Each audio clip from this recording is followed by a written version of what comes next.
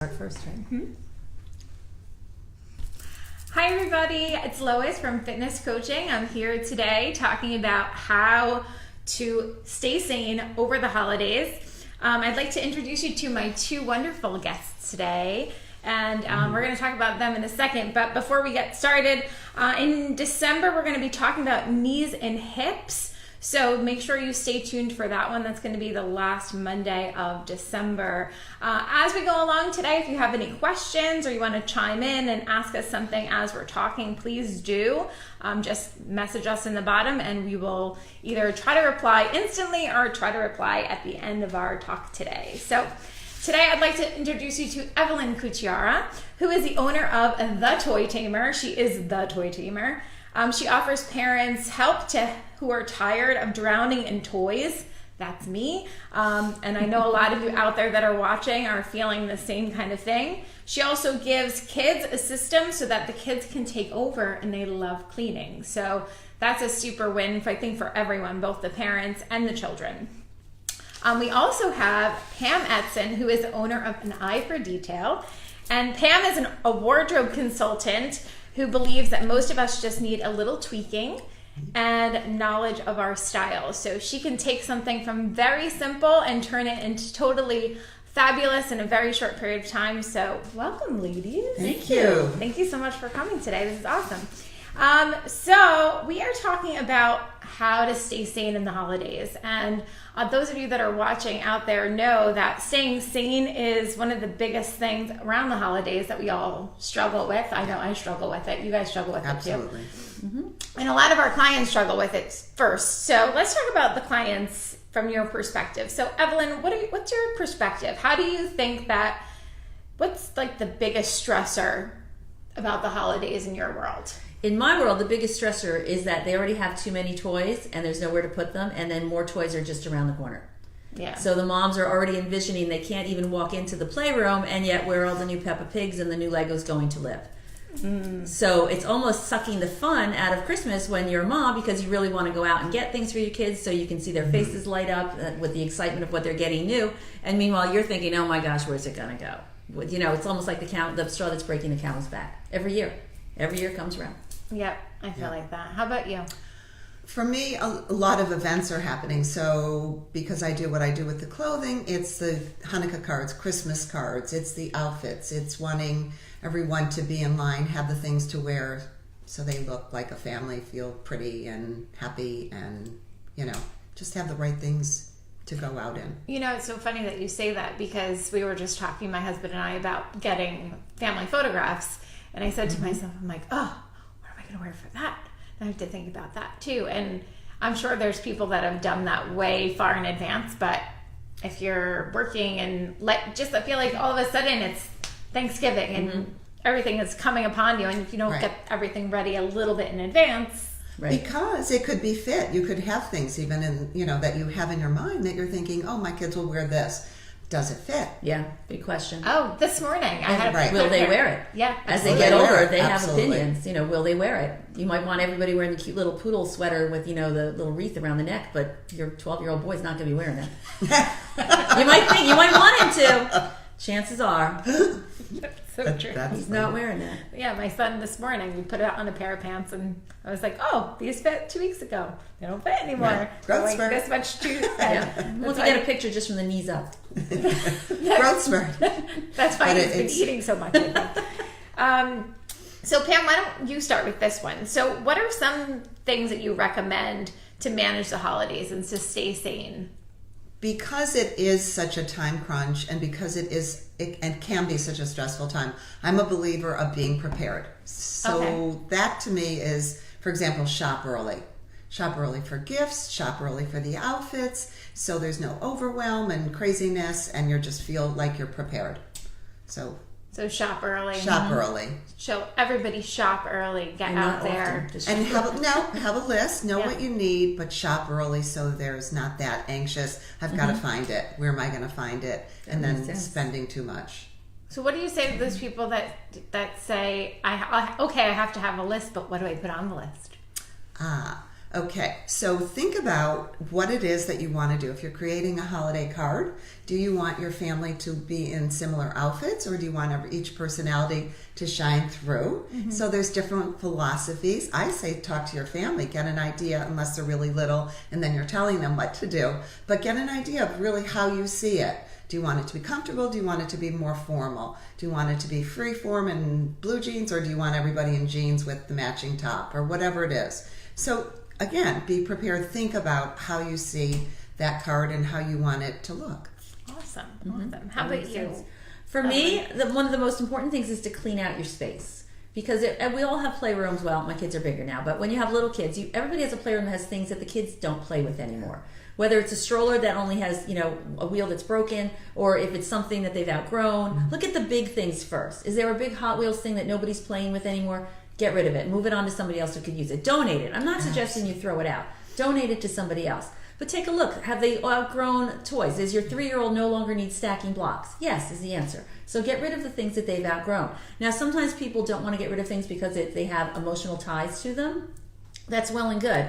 But you can't save an entire... Again, everybody's nodding on all both relate sides. to that. You can't save an entire playroom and make it a museum of your kids' childhoods. You would like to. So the easiest way is save a couple little things that are easy to store that you can put in like a cedar chest or something like that. But the bigger things that you really have a lot of emotion to, take photographs of them. Because you're a lot more willing to sit down and look at photographs, whether they're in a lovely album made by a Shutterbug or whatever, with a cup of coffee or a glass of wine, than you are to go in the attic, pull out the cubby full of stuff that's now deteriorating and mice have gotten to. So you really just want to keep the memories. You don't necessarily need to keep the stuff.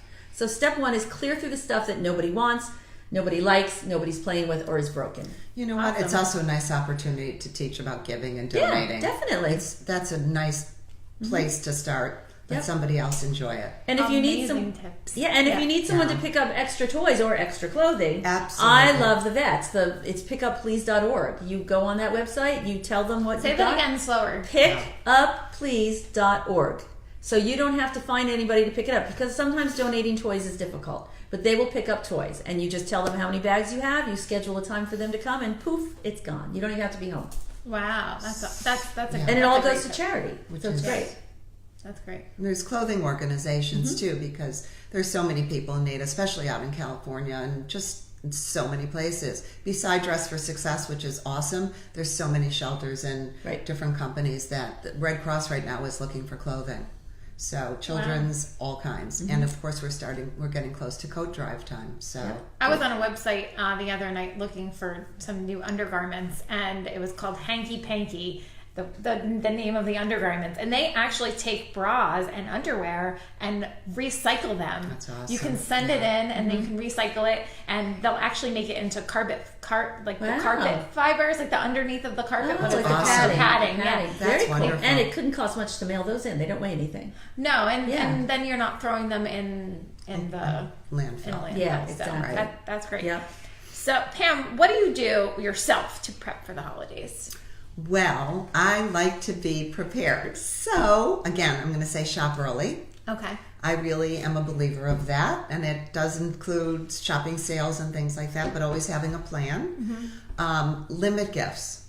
I'm not a lot about a lot of presents. So I've always had where one gift should be a donation to a charity or a favorite.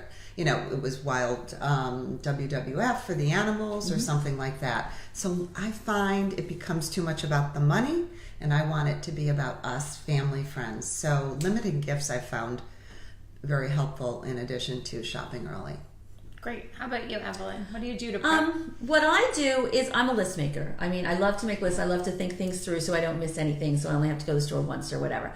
However, as my kids have gotten older, I've realized that what I think they want for the holidays, it's going to mean the holidays, does not necessarily coincide with what they want for the holidays. Yeah. So in order to streamline it, I asked them a couple weeks ago, what is the one thing we need to do for you this Christmas that's going to make it seem like Christmas? So then I have 3 boys, so each of them told me something. I checked with my husband also. So now we have a list of 5 things we have to make sure we do this Christmas, as opposed to 15 things that nobody's really going to care about. Right. So find out the things that mean the most to you and your family and make sure you do that. I do the same thing with cookies. I used to make 12 different kinds of cookies. And then I realized, like, well, I'm the only one eating all the 12 different kinds of cookies. So let me ask them. Literally, I give them recipes and say, pick which one you want me to make. Which one's going to mean Christmas to you. And that way it's a lot less work. And the presents change. As they get older, definitely. it's really less, but they're bigger, or they're more important, or they're maybe more different needs. So More functional. absolutely. Yeah. Yep. Wow, this is so great. I hope you Yeah. guys are getting a lot from this. Evelyn, how about this question? So, why should people toy tame in the first place? Okay, that's a good question. I get asked that a lot.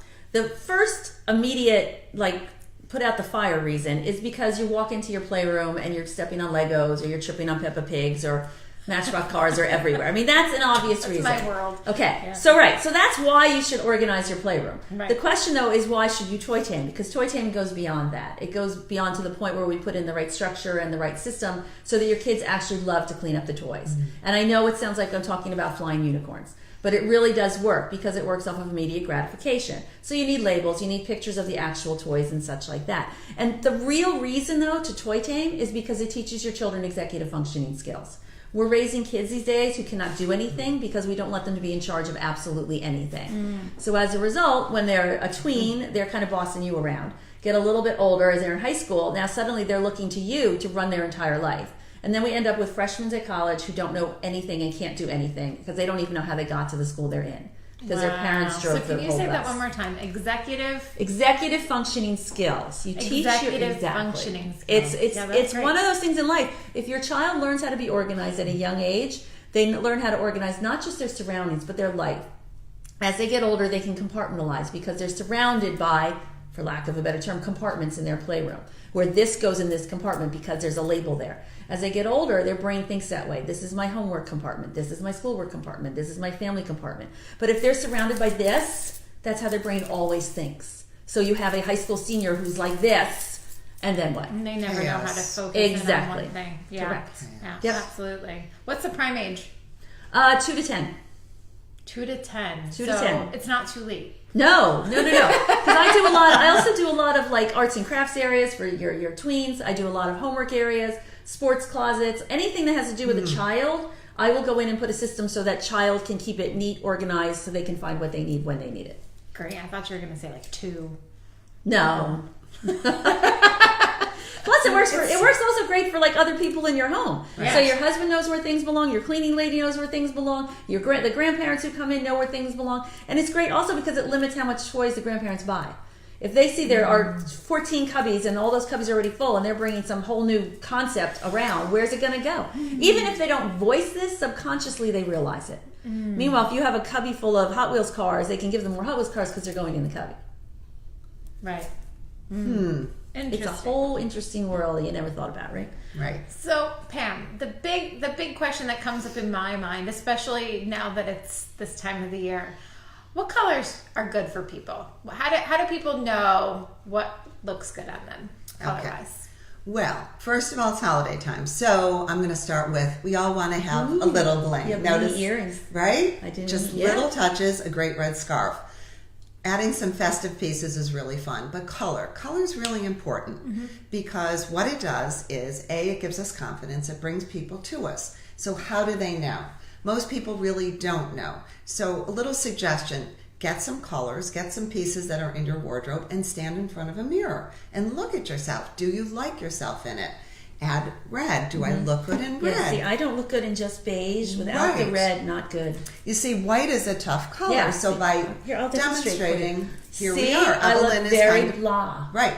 And you know almost that. don't even see you. Exactly. So by Fade adding the away. red makes it fun and functional, and it's It's a also great warmer. way. Absolutely, but it brings people Yes. to you. Yes. It's interesting, by the way. Both of you are in our brand colors. We all Yes, have the I same always- brand colors: exactly. red, black, and white. Yep, there you Isn't go. that interesting? We How get fun. along, right? We go Here's en to masse lady. places. So color is really important, and people feel better in color. We all like black, but notice Lois has a great earring on, which is really stunning there we and go. beautiful Very and a little nice. bit blingy. I have very plain So ones on today. little things, color details, jewelry, scarves, little things like that. So just look in a mirror and hold up some pieces to you and say, do I look pretty? Do I feel comfortable? Do I look handsome? Whatever it is. Everybody laughs because they know me. I talk about the sad colors, have to mention the sad colors.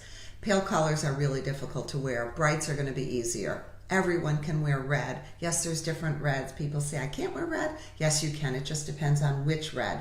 But it's the pale pink, sad blue, sad green that I usually recommend staying away from because you look sad and you feel sad. When you wear bright colors, you feel awesome, confident. And yeah, you put out a whole different vibe. Absolutely. Yep. And people notice you. Yeah. They're drawn to you. Awesome. I hope that was valuable for all of you. A couple questions. These are a little bit personal from the exercise perspective. So, how many days a week do you guys exercise? Just curious. And you Go can ahead, be Pam. honest. Answer that. Well, my intention and my goal is always 3 to 4. Okay. 3 is a good number for me. 4, I really love. I don't always get there. Good. See, So- not everybody has the time sometimes, or feels like they can get it in. So, Yeah. And sometimes it's just walking on the treadmill That's okay. for 2 miles. Little But I cardio. really get that in. I really want to get that. I like more, but if I can just get that, I feel great. good. How about you, Evelyn? Well, I kind of come at it from a different angle because I like to do the same thing each day because otherwise I spend too much brain power figuring out what am I supposed to be doing today. So I try to do it every weekday. And I do something just short and sweet at home because I don't have time to go out somewhere. So Lois's business is perfect for that. So I always try to do something at home. So I do it 5 days a week. Awesome. Very good. Wow, And then I that's have to great. spend time. What am I supposed to be doing this morning? Oh, it's a weekday. I need to exercise. This is the exercise day. Yeah. Good. How about sleep, Pam? What did you I'm a do? fan of sleeping. I Was love that the sleeping. question? we both yes. How many hours are we getting? I love 7 hours Yeah, of I'm sleep. 7. Yeah, 7. Definitely I 7. feel great. And going to I feel sleep. great at 7. Do you? Yeah. And I find going to sleep earlier is more efficient, So then I'm and up I at feel like better. 5:30 in the morning, and I don't I'm like that. not. I just find I feel more rested when I go to sleep Yeah. earlier. Well, what's and stay up earlier in late. your world? What are we talking? 10. Okay, no, that's fine. I go sleep around 11. I could stay up till 11. And one of my trainers, she's a rock star. Krista, I don't know if you're watching, but she's a rock star. She wakes up at 3 o'clock or 3:30 every day because she has to get her workout in before the house wakes up. Wow. But for her, that's the only time she gets for herself. But she's in bed like clockwork at 8:30 every Right. day. Yeah. Yeah. I thought you might be in bed at 9 o'clock last night. when I you know. tried That's to- when I was texting her. She's like, maybe she's Please, asleep. no. I'm like, it's 8:30. What are we talking about? I was at a party. What about de-stress?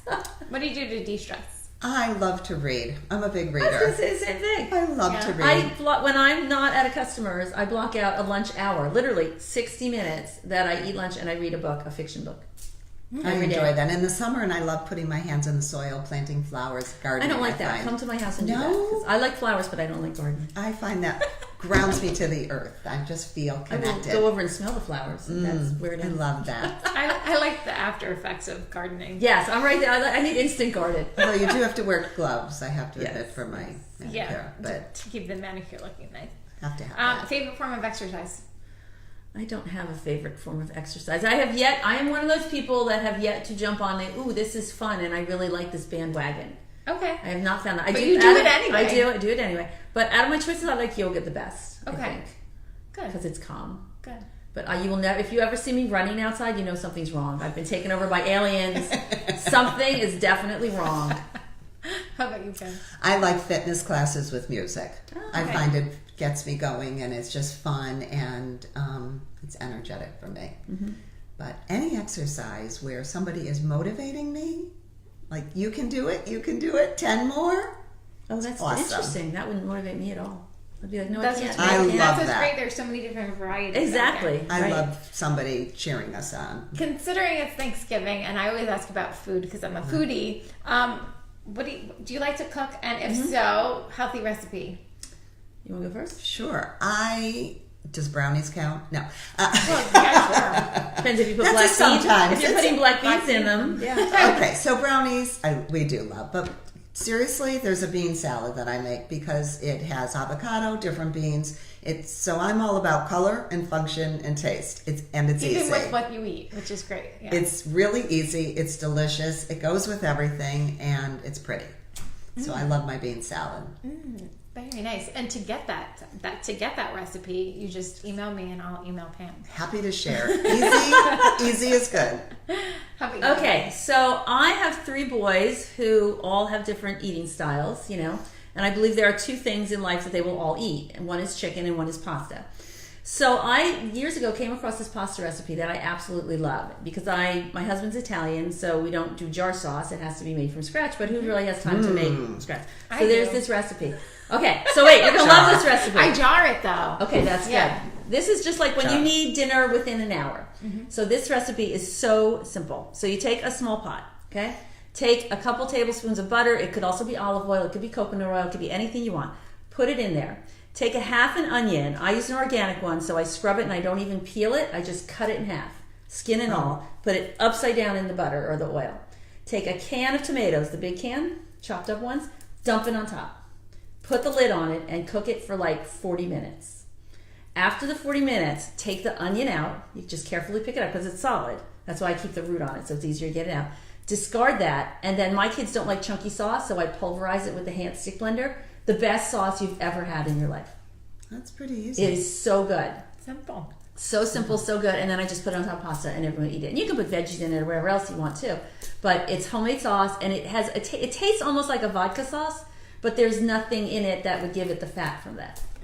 It's really good. I have to write it down. Really good. No salt, no pepper, no seasonings, nothing. Simple. But make sure you pull Easy. the onion out before you pulverize it because one time I forgot and then it's inedible. Especially with the skin. Yeah, that was before. I used to peel it first and then I'm like, why am I doing this? This makes no sense. So you're just basically sucking the flavor out of the onion to put it into the sauce. Interesting. Yeah. Very cool. Well, thank you, Miss Evelyn. Thank you, Miss Pam, for coming out to talk to everybody today about staying sane over the holidays. Hope this was valuable for you. You can always watch the replay on this again and again. And if you have any comments, put them in the comment and we will get back to you as soon as we can. So, Do you want to see if there's any holidays, questions everyone. over there? we got Yeah, hang on. We will entertain you while Lois goes to read the questions because And I need we your can't read recipe that from because anybody who knows me, I write it down. there. Okay. None specifically right there, other than people saying hi. So, Hi. Hi, Beth, and Happy Thanksgiving, Happy everyone. Thanksgiving. Bye-bye.